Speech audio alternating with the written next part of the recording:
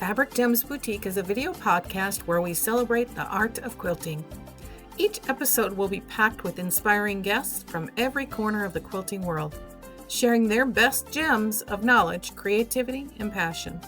Whether you're a seasoned quilter or just getting started, there's something here for everyone to help you create your own gem. Discover the hidden gems of quilting.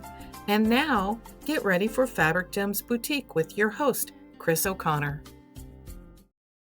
Hi, everyone. I'm Kris O'Connor with Fabric Gems Boutique podcast, and I am thrilled today to welcome our guest. I can't tell you, I'm so excited and honored. A true quilting visionary, instructor, and designer who has been shaping the craft world for decades. Yes, I said decades, a long time. She knows her stuff. She began sewing at age 8 and has grown into a respected teacher, author, ambassador, all in the quilting world. And she's known for her quilts, her patterns, online classes, and podcasts way before they were popular. She's a Bernina Ambassador, an Aurifil Designer, an Aurifilosopher, an iQuilt instructor, and so much more. I can't wait to find out what an Aurifilosopher is. I can barely say that word. We're going to find out what's going on in her life and her business and how she got to where she is today and where she's heading next. So if you're ready, I'm ready. Let's bring Miss Annie Smith on. Woohoo! Wish I had a horn. Thank you so much, Annie, for being here. I have chills up and down my arms. I'm so excited to have you. Thank you for being here today. Well, thank you for inviting me, Kris. This, believe it or not, people just don't invite me, No and way. yep, I have been on 2 other podcasts my entire life, and I think they think it's because, I don't know, I have my own or whatever, but I really enjoy being a guest on other people's podcasts, so believe me, I'm thrilled that you invited me. Well, if you don't ask, you don't receive, right? You're right. And I have to say to all of you out there, I was scared to death to ask her because I thought for sure she'd say no. And when she said yes, I had met her at the Dallas Guild. She did a program for the Dallas Guild here in Texas. And I don't know what, I just said in my head, well, if you don't ask, you don't receive. So out there in the parking lot, like we were getting ready to get in our cars and go, I just said, hey, would you like to become a guest on my podcast? And when she immediately said yes. And I was like, oh my gosh. Now you have to follow through.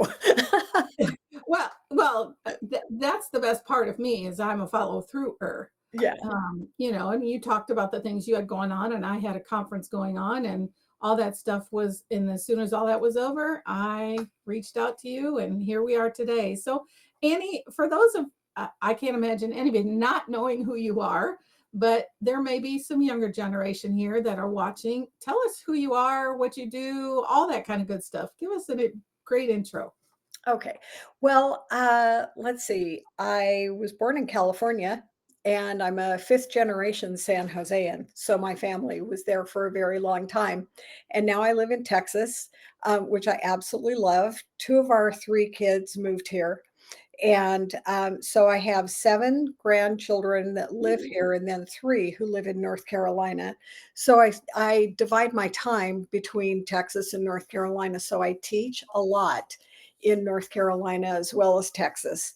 And so I get to see my other son and his family. And I love teaching in North Carolina too. And but I do travel all over to teach. And I love, other hobbies like knitting, and I'm a big, big, big reader. I've always been a big reader. And I do all kinds of crafts because I just love being able to do things with my hands. I think, uh, that we make and create lovely things just makes me so happy.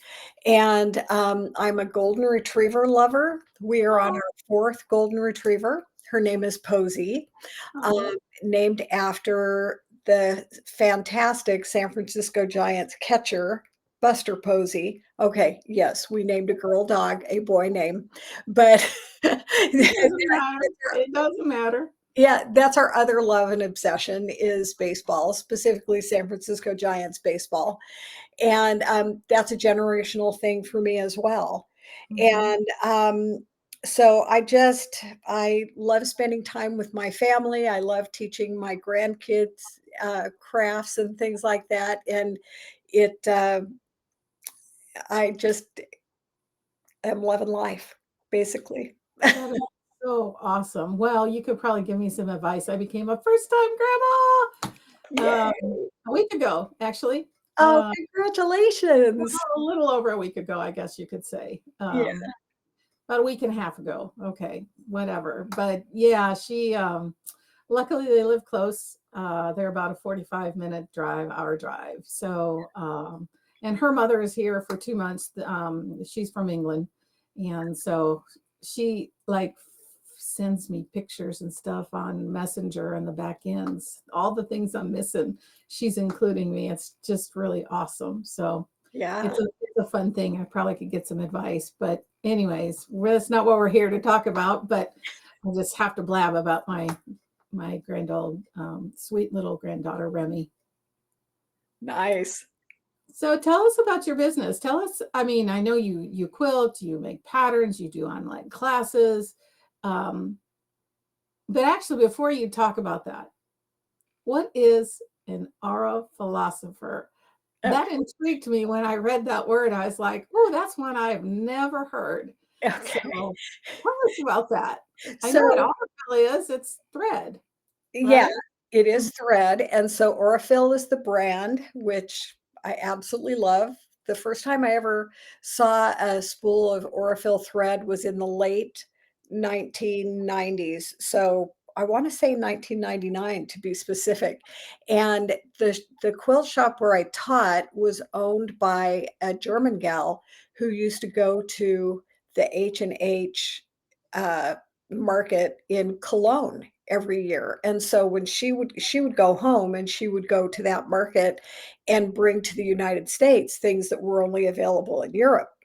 And when I saw that spool with the orange, plastic spool, with the thread, I was just like, "Oh, this is so cool," and it was $9 a spool, and Ooh, at that point, I think our little Mettler spools were like 265 or something like that, and I was just like, "Oh my gosh, this thread is so expensive." But what I just had to have some because it was cool, it was I am a major office supply junkie. I love pencils and Post-it notes and just everything having, staplers and paper clips and all of those things, right? Because we can use them for quilting, Plus, I've always been a journaler, and so I just have always loved that, and so, quilting notions are also like office supply, right? So I am also a quilting notions junkie. So when I saw that thread, I was just like, I immediately fell in love. And then I didn't see them at market until 2006, that at their very first market in Salt Lake City, which was mhm. also my very first market. And Oh, so I have loved Aurifil thread for a very long time and have been an evangelist for Aurifil, but specifically because I do machine applique, which is my expertise, and that's the subject that I wrote two of my books on is machine applique. Um, okay. I use their 28 weight thread, which is thicker than the 50 weight thread. The 50 weight thread is kind of fine, and the 28 weight thread is like 50 weight 3-ply, which is what we used to be able to get on the Mettler spools. And so I like it because it's a little bit heftier and you can see it on your applique. And if I'm going to do all that work, I want my stitching to show. And so when the 28 weight came out, I was just like over the moon and I couldn't buy enough of it. And so I really became an evangelist for the 28 weight thread. And so I think it was just kind of this idea that there were all of these Aurifil consumers, in the industry who loved all of the different weights because Aurifil is kind of the first thread company that really started putting out different weights available for us to use for different projects. And 28 has always been my thing. So I talked to Alex, if anybody remembers Alex. He used to go around to all the quilt shops and do an Aurifil program. And so they decided to put together a group of Aurifil users, which they deemed Aurifilosopher because Oh, Aurifil okay. is our philosophy for the best thread, best projects, and that's where the name came from. But Aurifilosophy is a specific way of thinking about thread and specifically Aurifil because it is made in a proprietary way. They actually started out offering or using their threads for really fine embroidery in the fashion industry in Oh, Italy. okay. And, doing all of the very fine machine embroidery on their fabrics for Oh, costumes and haute couture and things like that.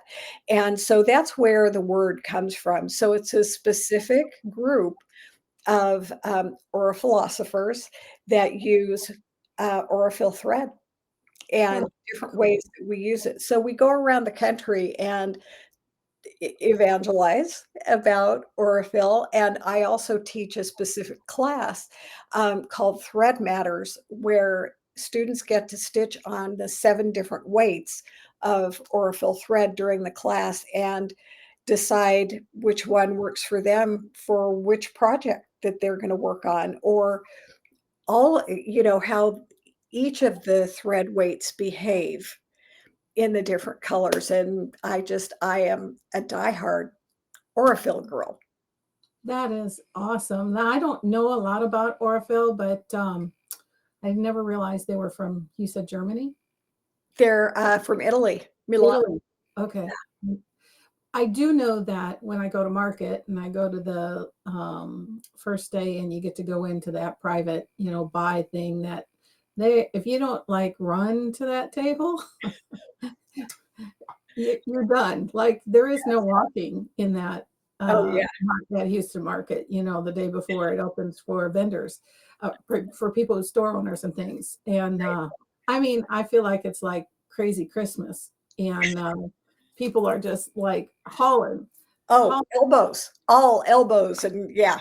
and grabbing over, top over people, and you're kind of. And I was like, the first year I did that, I was like, oh my God, this is too overwhelming. Second year, not a big deal, but that first year I was very overwhelmed and literally people grabbing things out of your hands. I mean, it's like, really? Seriously? But I know.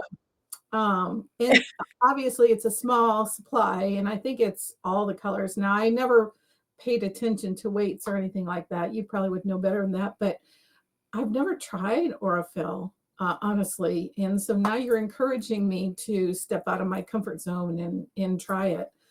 Oh, yeah. Um, and does Aurifil work in like every machine, or do some machines like it better? I hear this from some quilters, and this is my ignorance because I don't quilt a lot. So, I don't have as much experience as per se you do or others. So, my question really is, how does it work with different machines? I know you're a Bernina ambassador, and you know that it works perfectly, but what about some of the other machines out there, name brands? Does it work just as well? It really does. The lower end entry level machines, perhaps not so much because they aren't, the technology isn't quite as refined on the lower end machines. Mhm. But it works beautifully in a featherweight. It works beautifully in a treadle machine, and I know this because I have a Singer treadle machine in case when the Oh, power goes out. I mean, what are we nice. gonna do? Gotta have a machine. Yeah. And, But, all of I've had like maybe 8 different models of Bernina, never had a problem in any of the machines. I've used Elna's, Genomi's, Brothers owned all of those, Mhm. and never had a problem in any of my machines. But there are other uh, people who sew or quilt that they have said, "Oh yeah, my machine doesn't like Aurifil." And I think maybe they just need to, maybe instead of using the horizontal spool, use the vertical spool. Um, and just maybe test it out a little bit, or maybe uh, they're they don't have their machine threaded quite right. And so I think it's something that you have to play around with if it's not working, but no matter what weight of thread, so 80 weight is the very finest, and it's finer than fishing wire. It's Mhm. just it's yeah, or a strand of thread, hair, I mean. It is just it's so fine, but it's really, really beautiful for hand stitching, particularly English paper piecing and Mhm. hand piecing. But there are a lot of long arm quilters who use the 80 weight, that very, very fine thread in their long arms, and it works just beautifully. Okay, well, that's good to know for all you long armers out there. I've done Yeah, a few podcasts with some long arm businesses and people, so that's really good to know because, and this is ignorance on my part, but I'm going to ask it because maybe somebody else thinking it. Would it have anything to do with tension as well, oh, whether yeah, that works or not? Because you know, I have an older machine, so it may not be appropriate for my machine, but I'm going to try it anyways and see how it works. yeah, I know tension. I know people talk about tension adjust, and I read all the posts and things. You probably need to adjust your tension or put your tension at this or whatever, yeah, because there's a lot of. The one thing I love about this world is people are so helpful. I You know, know, right? they're so helpful, and it doesn't matter. You can go to any kind of Facebook group, and there's somebody in there that knows that answer, and they give it to you. They don't hide it. They don't control it. They just share it with you, which is amazing because it Right, doesn't happen in all industries. right. That's true. That's what I love too. Let me grab a spool of thread really quickly because I want to tell you something really important. Okay, so this is the spool that I'm talking about. This is the one that I saw in the very first quilt shop. Okay. And um, there are two things about this spool of thread. Number one, people say, "Oh my gosh, how do you start that thing? How do you find out, where the beginning of the thread is?" Here's what you do. You twist off the bottom cap and it's wrapped around the spool. And then what I love is actually you just rewind it around the spool and put the cap back on, and everything is neat and tidy, and your spools of thread don't fall apart. Oh my gosh, that is brilliant. Yeah. That is brilliant. Yeah, I know.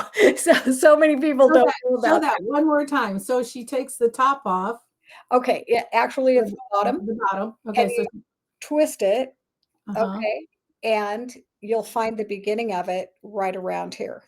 Oh my gosh. And then you just put it back, put your, bottom cap back on, and Oh you're my good. gosh. Yeah, That is what a great tip. it is That's good. phenomenal. I love that.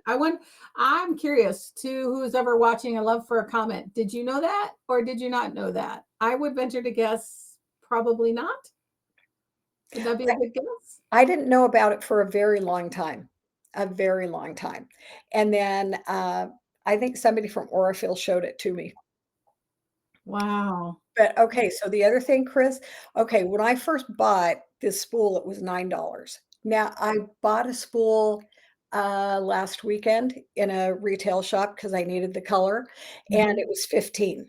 Okay, Mm. so, thread is pricey, okay?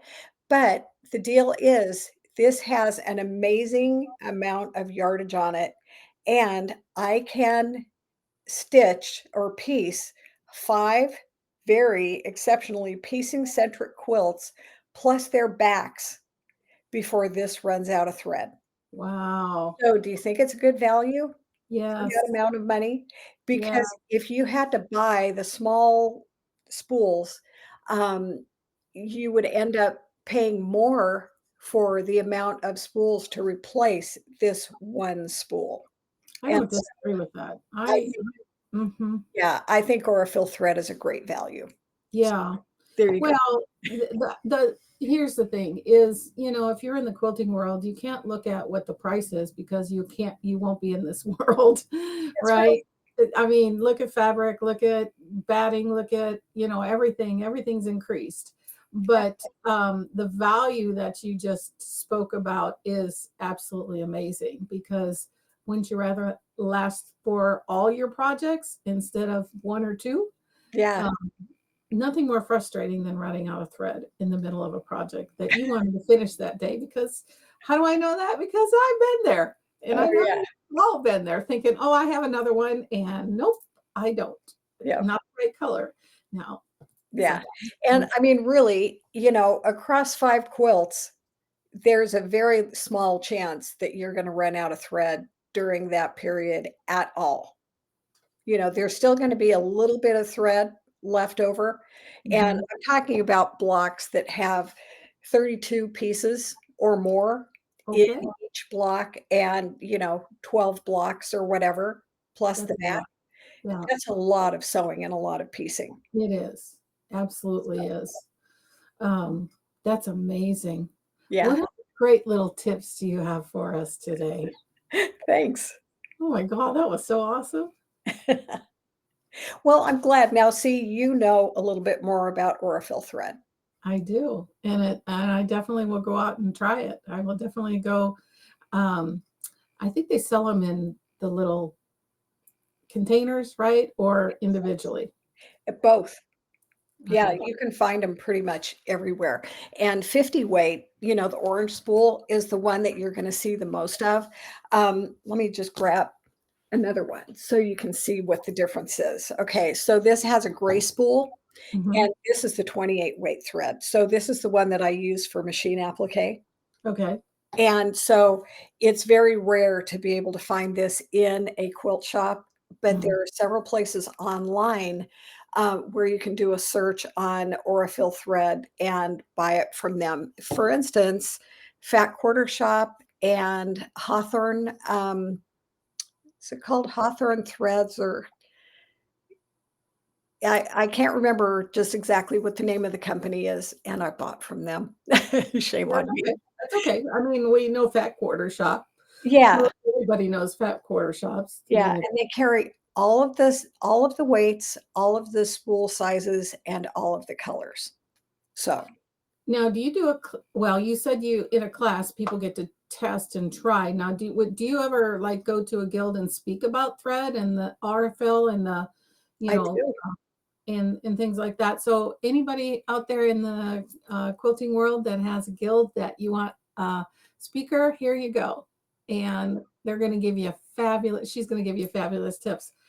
I didn't know we were going down this road, honestly, but I'm That's thrilled that okay. we are because I think, we always talk about technique and, the square blocks and this and that and flip and stitch and yada, yada, yada. But it's rare that I ever hear anybody talk about what thread to use or why. And so I'm thrilled that you're talking about it because I think and I don't know, maybe you know better, but I feel like it's not as well known. Is that a good statement? Thread is one of the last things we think about when we quilt, and it's an integral part of making our quilts. I mean, the fabric's wonderful, but it's not going to put a quilt together if we don't have thread, and we need to have the correct thread that we're using. And so, I mean, there's a lot of thread to choose from, Mhm. a lot of different manufacturers, and just if you have a favorite brand of thread, by all means, use that favorite brand of thread. But also, if you haven't used Aurifil, give it a try because Yeah, it's fantastic. yeah, I mean, why not? I mean, if you don't like it, you don't like it, then give it to your friend who does, right? That's I mean, exactly right. You can't just say absolutely no, there's no way, I love, love, love what I got. What happens if you find something new that you love for certain projects that you do? Well, And and, so, I usually, I go by thread color. If I need a color, that's the thread that I'm gonna go for. gotcha, gotcha. Yeah. Now, when you do your quilts, do you like, I know a lot of people use like a light gray or silvery color for everything. You don't do that. You use colored? Sometimes I do, mostly for piecing, I either use the light gray or a medium gray or a beige. But for instance, I'm gonna be piecing using red, white, and blue. And so I have to use white and red and blue threads because the gray will show up either underneath the white or underneath the other colors. And I don't want the piecing threads to show. So I have to be very careful. And so, yeah, I am changing my colors kind of for the first time on a project. Because, like, for instance, the quilt behind me, I think I used all beige thread for all of the piecing that I did, and it blends just beautifully. But for something as stark as using white or even black, I recommend going with a black thread Gotcha. as opposed to gray because that light thread is going to show up in the seam allowances. So, what's the most favorite thing you do with everything that you do? I think machine embroidery I've heard many times. Is that your thing that you really love to do, or are there other things that you absolutely love to do? Well, machine applique is Appetite, sorry. that's okay. That's okay. My ignorance. That's okay. That is my very favorite thing to do. I took a class in 1999 and I studied with Sue Nichols, who she and her sister did the Beatles quilt that is a part of the National Quilt Museum in Paducah. They won Best of Show. Wow. I learned how to do her method, and I honestly just fell head over heels in love with the process of it Uh-huh. because I could do applique and not have to worry about trying to do needle turn applique, which I know that there are many people out there who are really masters at needle turn applique, but I do not have the aptitude for it. And so I was just thrilled to be able to learn machine applique. And so that really is my expertise. But then also, the other thing that I really love is fabric selection. And there is one key to choosing the fabrics for your quilts, and that is value. It's the lightness or darkness of a fabric. And if you don't have that spread in your fabrics, you're going to lose the original design of your quilt or block or whatever project that you're working on. And it's not something that we were taught how to do when we learned how to quilt. That's like a complete afterthought. And even, in the books that have been written about color for quilters, the they give pages and pages to different, aspects of color theory, and then they give a paragraph to value, and value is the key to choosing fabric for your quilts. So I teach an extensive class on that as well. And those two things are my very favorite things about quilting. I think that's the see, and that's another thing that is not talked about enough, as you just mentioned. Yeah. And I think that's why I have shied away from that. Now, I will tell you, I have another friend, and I'm sure you've probably heard of Fabric Cafe, Yes. the home of the 3 yard quilts, Donna Robertson and Fran Morgan. Yes. I didn't understand that until I watched one of her videos because putting 3 fabrics together was very stressful. And then they showed how to do it easy. Now, I'm sure yours is a lot more advanced, but it got me started. And once I got over it and I picked a light and a dark and then usually my pattern, I didn't have that much of a problem. But it's still hard. I think people have a really hard time matching what because you see this print and then it's going to be small and you can't imagine it. And it's, or at least for me, I'm only speaking for myself, but there may be others in the audience. Can you expand on choosing fabrics and, maybe give us another great tip on how we can choose the right 3 or the right five fabrics, whatever the project is that you want to create? What's a great way to help you with that? Well, oddly enough, Kris, I've got this quilt behind me, and this is called the Quilter's Palette. And in it, we start out with a Dresden plate. And there are 16 fabrics for the fan wedges and then one for the center. So it's a total of 17 fabrics. And usually, so I love scrappy quilts and I love making quilts with as many different fabrics as I can that will all blend together and go together really beautifully. Like I've got a quilt that has 135 different fabrics in it, but you'd never know it in a million years because it's all based on value. So what I do is I pick a fabric that has beautiful color in it. So this particular fabric right here was my focus fabric. And the focus fabric is not the fabric that you're going to use the most of. It's not your background fabric usually because it needs to be a beautiful print or a batik that has the colors in it that you want to define as your color palette. So for instance, this one is brown, green, and blue with a light background. So all of these fabrics that I chose to go with this one, each of the fabrics could just be with this one fabric, but you can see they all blend together. But you can see in the Dresden plate too that it goes from light to dark to light to dark to light to dark and back. Wow. So most of these are monochromatic prints, which means one color. And even though, so this one is a teal color and it uses white to create the background. This one has a darker blue in it, but it's primarily teal. This one has multicolors, so it's blue and green. This one has a little bit of yellow in it. So some of these have multiple colors in it, but for the most part, they are monochromatic prints. And that's what helps give you the lighter and the darker. And you also have to have steps.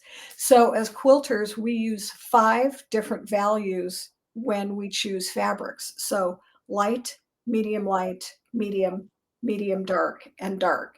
And you need to have a spread of those because it's just what we gravitate towards as quilters. But also, when I started quilting in 1980, I took as many different quilting classes as I could at local quilt shops.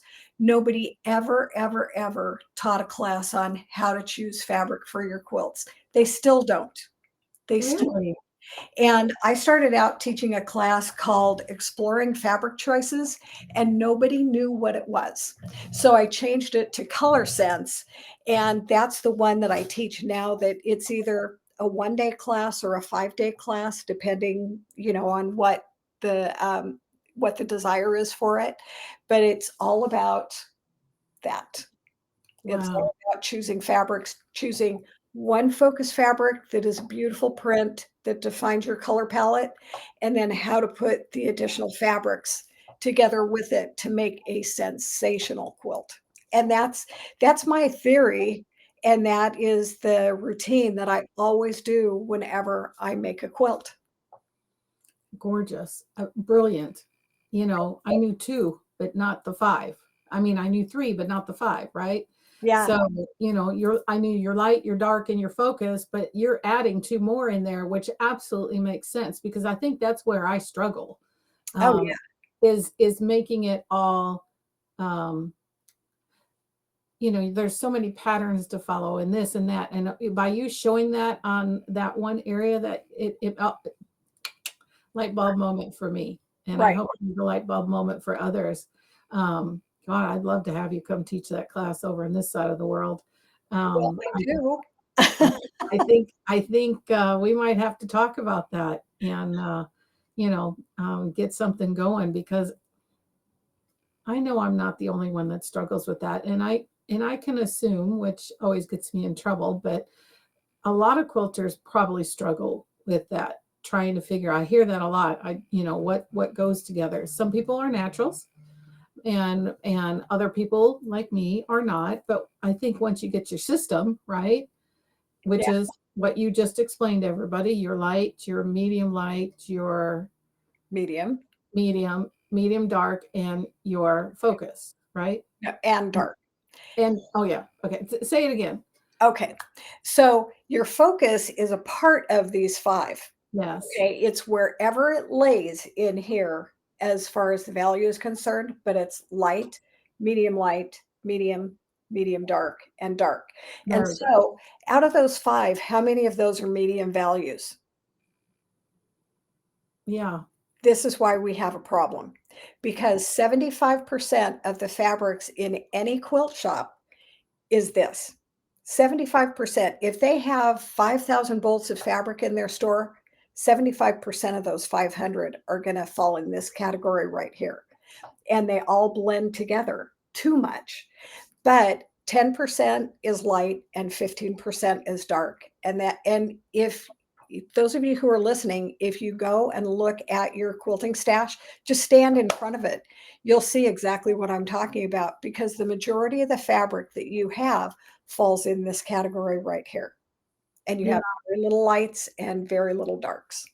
I have a whole bunch of fabric here. So yes, ma'am. I 100%. So, but what also that helps me with is knowing what to purchase to put in my store to Yes. help people make a better quilt. I mean, can you see the light bulbs like springing out of my head? Because honestly, you're giving me the chills thinking about it, because I didn't know how. Oh, yeah. I used what somebody else did previously, and I don't know that she knew how. And you know, it's mind blowing that we don't know how to do this, or a lot of us, or me. But I think when you get into this, this is where you're at. What are the most important things to learn? So to me, what I'm hearing today is, if you're new at quilting, learning your values and your thread are 2 key components on building that quilt that you're so afraid to make. Yep. And I think if you can master the thread and the values, I think the rest is, like, I don't want to say easy, but done for you, Yes. right? Yes. Because now you know. Uh, It'll be easier.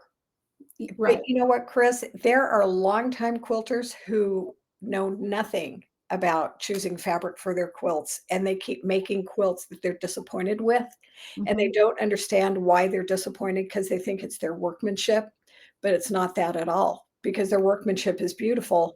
They just gravitate towards the collections that the manufacturers give us that fall in this category right here.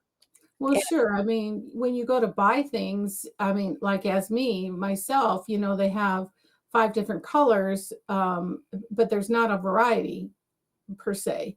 And so you're guessing, right, which ones to get, and you end up with a lot of the similar. So I 100% get what you're saying now. Totally. I Yeah. mean, it's just opened my world a lot. Oh, yeah. Yeah. It is kind of a mind-blowing idea.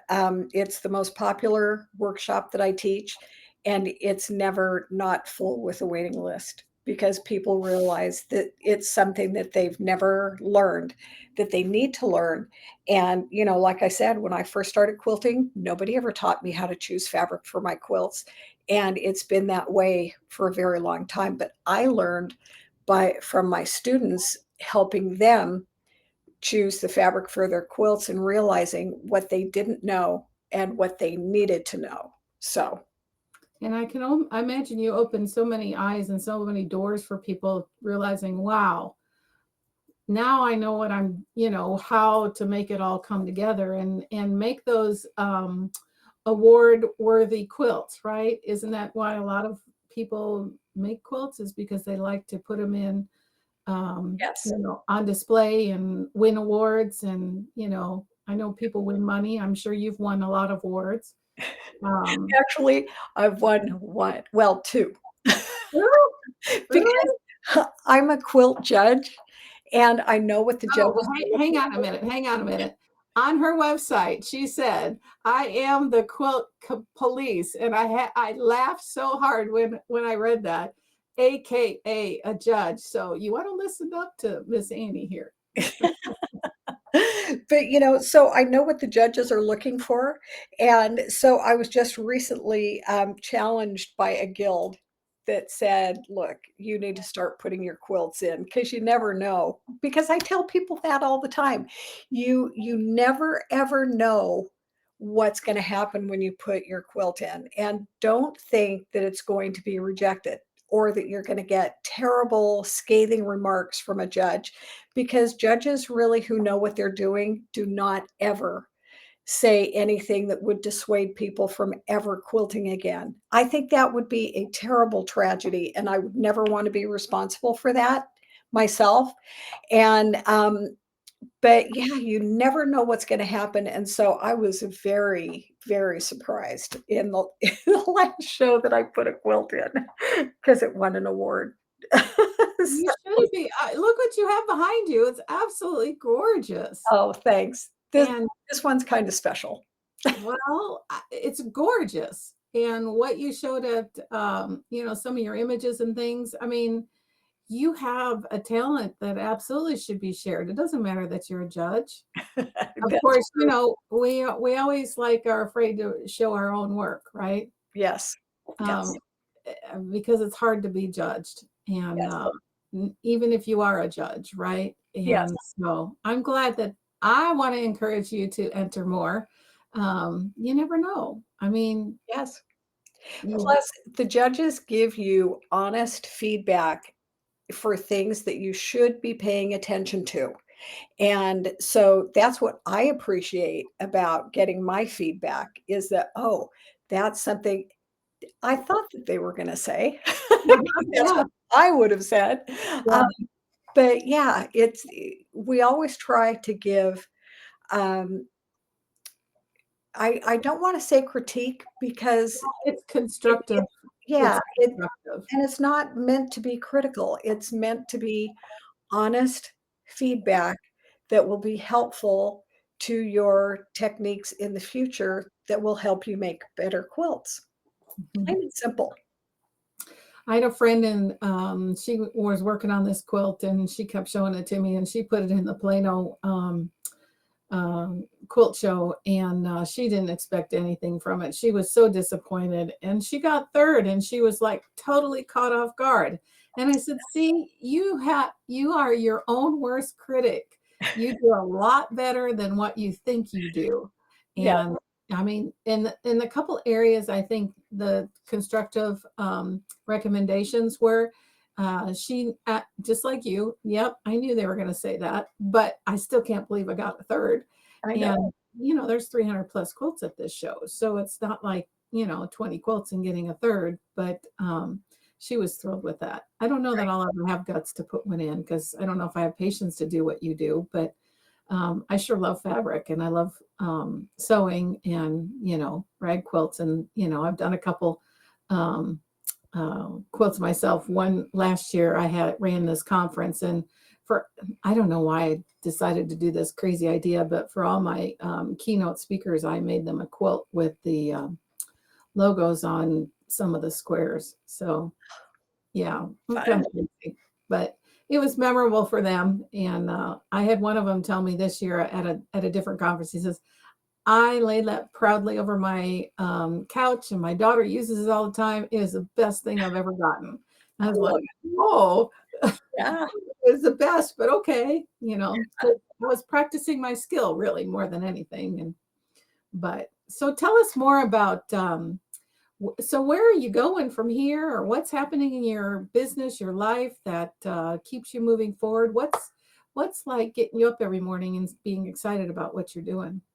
Well, so I teach online classes, and as a matter of fact, the quilter's palette is available only as an online class, because it's meant to be a sampler of techniques that you learn. Every block is a completely different technique. So there are 3 different ways to do machine applique in this. There are 5 different ways to paper piece a block. 5 different ways, and of course, there are many other different ways to do paper piecing. We do a I teach you how to draft a block and change the sizes in it if you want, and then also how to make the templates so that your, block will turn out perfectly. Y-seam construction, and then Y-seam construction on steroids, and, then how to put the quilt together. So this right here is a New York Beauty. And if I turn my camera just a little bit, you can see that this is the edge of the quilt. So it's point and curve all Wow. the way around. And That's so once the beautiful. quilt is finished, so there are 13 blocks, but Mhm. once it's finished, it's ready to be quilted without any additional measuring or borders or anything like that. And long armers and domestic quilters don't have a problem quilting that. So I am not the quilter on my quilts. I send them to the pros to be done, because the quilts that I do are for teaching and, of course, for putting into competition. So I want the very best quilting done on it that I can, and that is not me. I know that right off the bat. Um, but so this is going to be available. It's a 12-week class that's starting the first week in January. And information for that is on my social media and on my website. And then I'm going to be doing some retreats this year on the East Coast. So li- uh, by Kitty Hawk. And Nice. so, yeah, that area. And there's a name for it. And why I can't think of it is beyond me. But, it's that mid-Atlantic coast Mhm. area. And, but then I also teach for American Quilter Society. And if you don't know who that is, think Paducah. And so I'm going to be teaching in Daytona Beach at their quilt show in February. And then, some other things coming up. I always keep my schedule up on my website, but also I teach a lot at guilds, and I fly all over the country to teach wherever I'm invited. But then I also do Zoom classes. So I do Zoom lectures and workshops for guilds as well, and for quilt shops. And so that's primarily what I do. And then in the meantime, when I'm home, I'm trying to design something new. And so I have been invited by AQS. They're doing a special exhibit that's going to be at each of their shows in 2026 for the 250th anniversary of America. And Yeah. that's where the red, white, and blue quilt is coming from. So I am having to design each of the blocks. And it's going to be done in the quilter's palette format with the New York Beauty Wow. edge, because New York was one of the original 13 colonies. And Yep. I want it to be very different. And so that's what I'm working on right now. Wow. Like, do you have time to sleep? I mean, holy moly. You know what? I love to sleep. That is the other thing that I really, really love to do, along with reading and knitting and the other things I do. I love, You have a very full life. That's so awesome. yeah. That's really exciting that you keep on going like the Energizer Bunny. You just keep on ticking, and that's exciting because you have so much to offer the world. And I encourage any guilds, anybody, any stores, any quilt stores. I realize there's not as many as there used to be, but I know there's still stores out there that probably struggle to find things to do. And here you go. You've got a plethora of things that Annie can help you with and teach at your stores. Especially now, like I know you're in Texas, and as big as Texas is, do people reach out to you a lot from Texas? I would hope that they would. They do, but there are also many guilds that I haven't been to in Texas yet. So, Wow. yeah, I've got like 5 coming up in 2026, and I'm already starting to book out to 2027. 2 of them are Texas guilds, and so, yeah, I'll go wherever people ask me. Yeah. I know. Even ask her to be on your podcast too. She might just say yes. I would.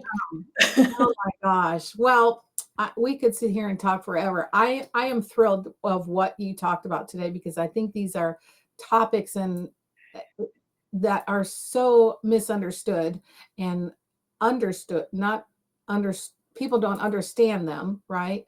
Right. And so thank you so much for giving us this treat. And I think we'll talk later. I think I'd love to have you come this way and teach a class. And we'll figure out how to get that done because I think it's so important, really, really important, um, especially for those who really don't understand value and colors and what matches well and so on and so forth. I think that'll be a huge value.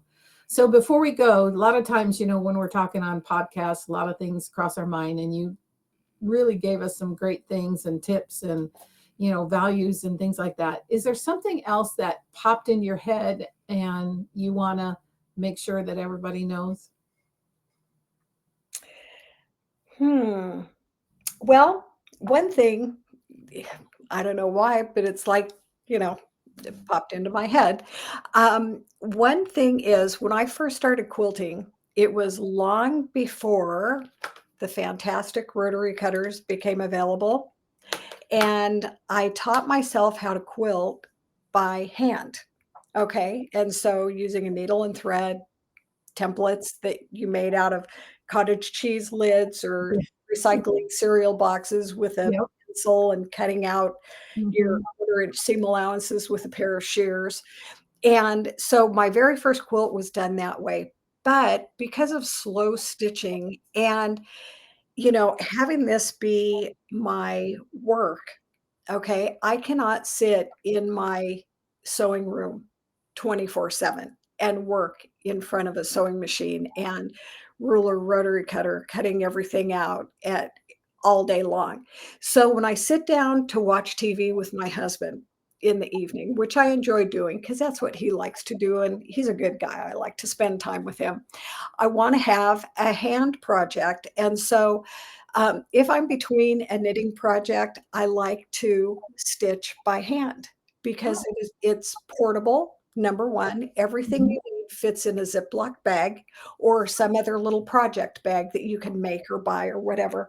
But so I've already shown you the drunkard's path, but I also have a drunkard's path sitting here that is ready for me to start hand Oh, appliquing to the background.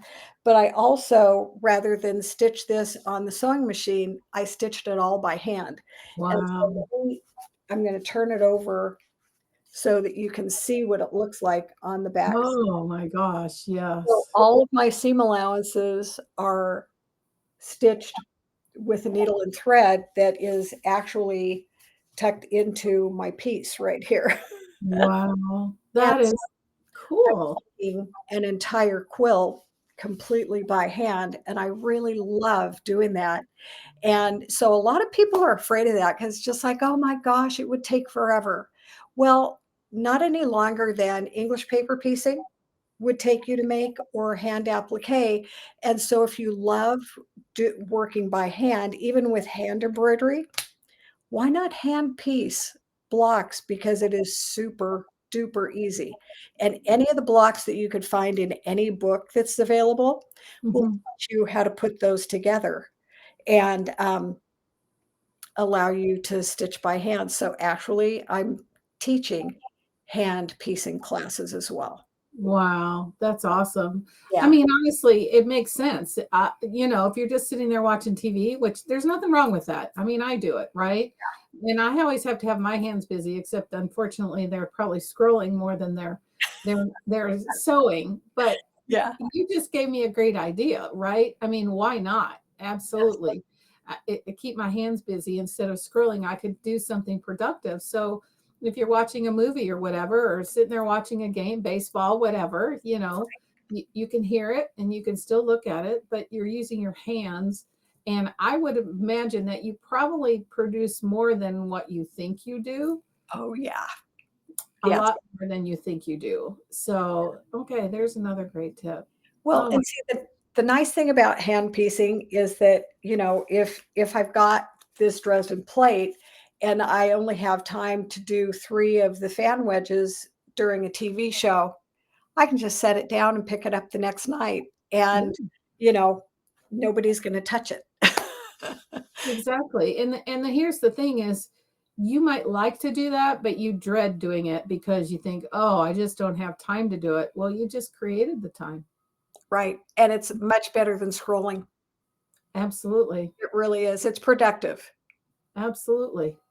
Wow. That is so awesome. Oh my gosh. Thank you, Annie, so much for being here. It's been a wonderful, wonderful conversation that we've had today. So I would like you to tell people how to reach out to you, where to reach out to you. I'm assuming your website is. I know we can watch you on YouTube, but I can put your link on the video when we post it. But what's the best way to reach you? Okay, so my website is anniesmith.net, and everybody goes to anniesmith.com and they find a lovely Scottish jeweler who makes the most amazing jewelry. She was the one who grabbed it first a long time ago. She's had it for more than 20 years. So iam.net. You can also send me an email to annie@anniesmith.net. I'm on Instagram, Facebook, and YouTube. I do have some YouTube videos, some little how-to videos, which I'm going to make much more robust. I'm going to put up more content.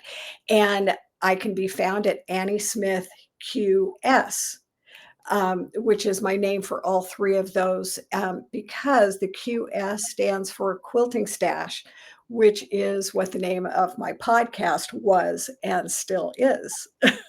Okay. Wow. And That's those are awesome. the best ways. That's Yeah. awesome.